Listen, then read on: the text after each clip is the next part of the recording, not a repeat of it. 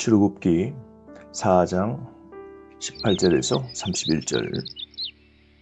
본문의 말씀은 모세가 하나님의 부르심에 순종하고 애굽으로 돌아가게 되는 사건입니다. 18절 말씀, 모세가 순종하죠. 애굽으로 돌아가기로 합니다. 모세는 하나님의 부르심에 굴복해야 했습니다.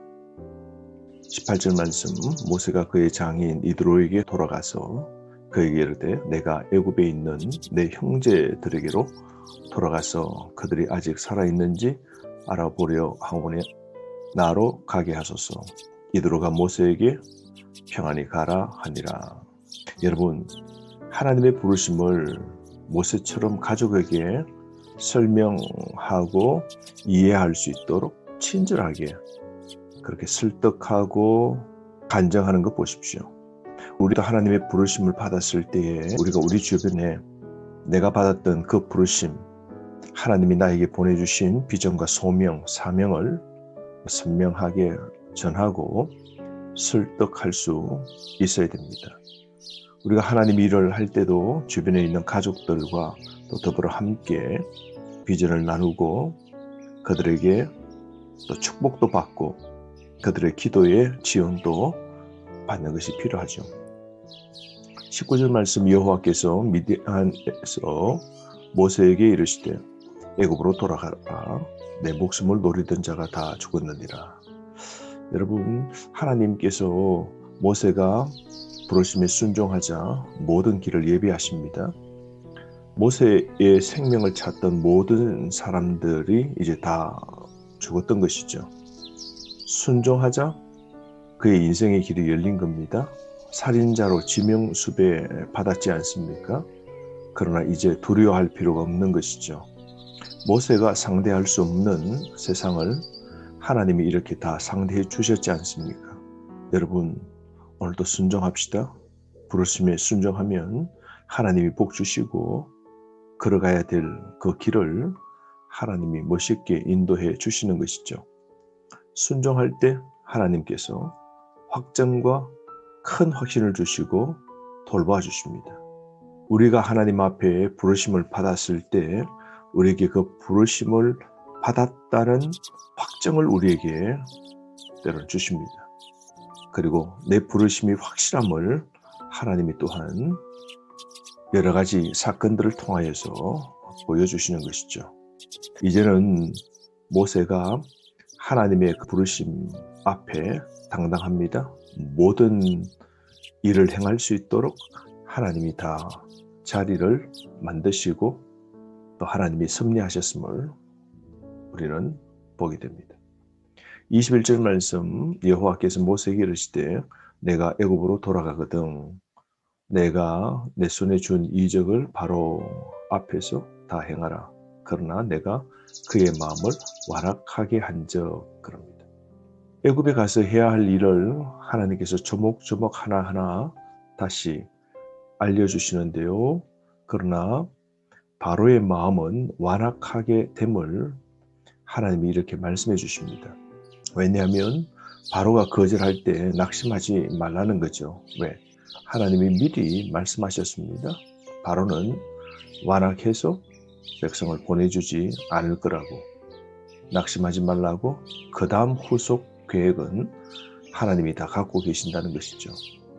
여러분, 이 바로의 마음, 강팍하고 완악하고 고집스러움이 있죠. 하나님께 반대하는 것에 굉장히 강한 것, 이게 완악이죠. 완고하고 악한 것이 끈질깁니다. 그리고 악한 것을 굽히지 않습니다. 우리 삶에도 마음이 강팍하고 하나님의 일에 반대하는 것 없습니까? 하나님 말씀과 복음을 거절하면 양심이 무뎌지고 강팍하게 되고 교만하고 거만하게 되는 겁니다. 그러나 하나님의 말씀과 복음과 기도를 가까이 하면 불처럼 뜨거워지게 되는 것이죠. 그리고 능히 하나님의 일도 이룰 수 있는 것이죠. 불은 철을 녹이고 또한 불은 흙을 단단하게 굽기도 하지 않습니까?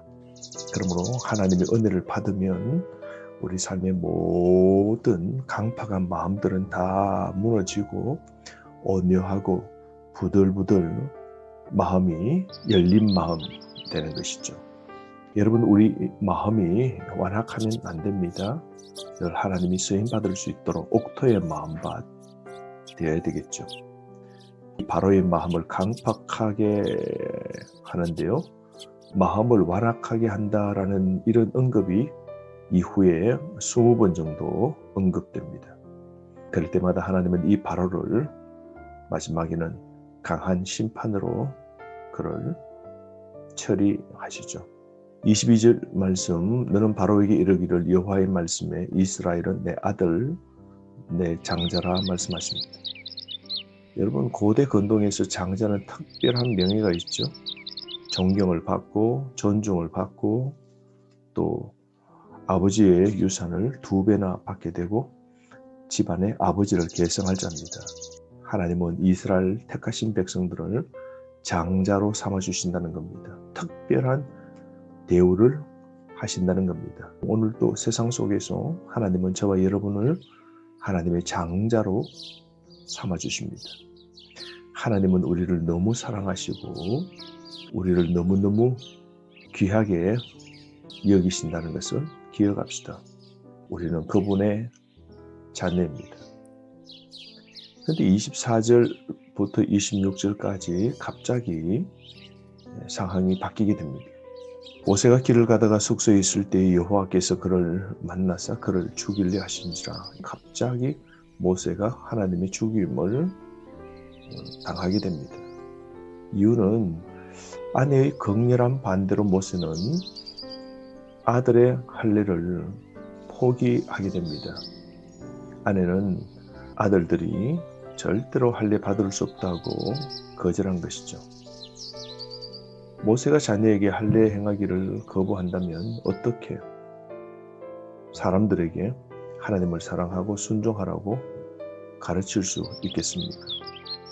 남편이 하나님 앞에 죽임을 당하며 괴로워하는 것을 보자 아내가 할 수 없이 할례를 시행하게 됩니다. 소중한 아들들이 할례를 통하여 피를 흘리게 되죠. 그러나 아내가 할례를 행함으로 말미암아 모세는 살게 됩니다.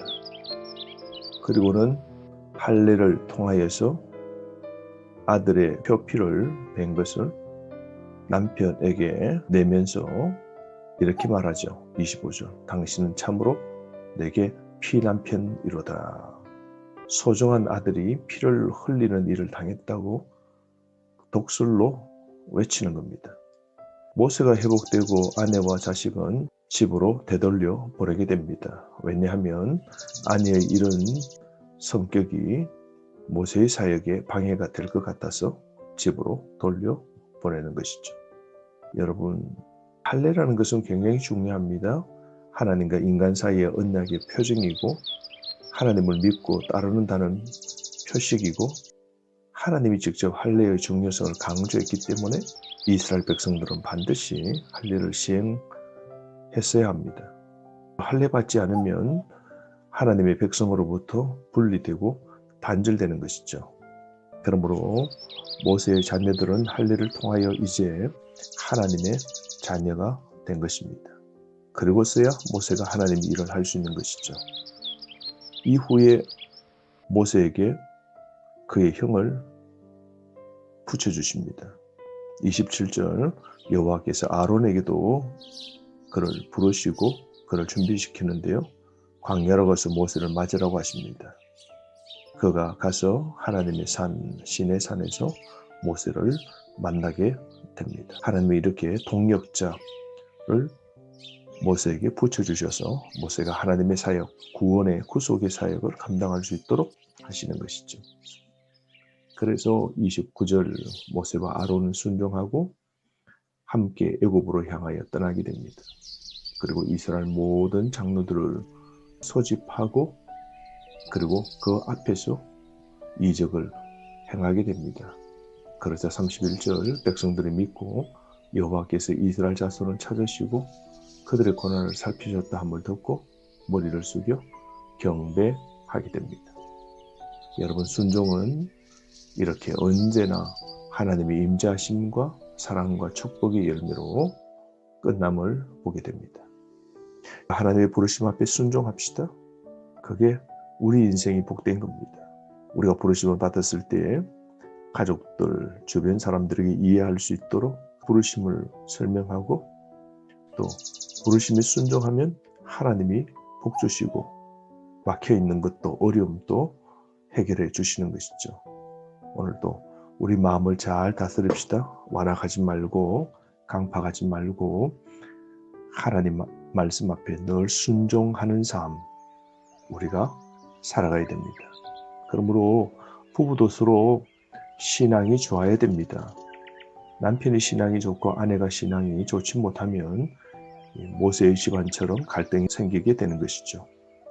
오늘 하루 말씀을 묵상하면서 승리하시기를 바랍니다.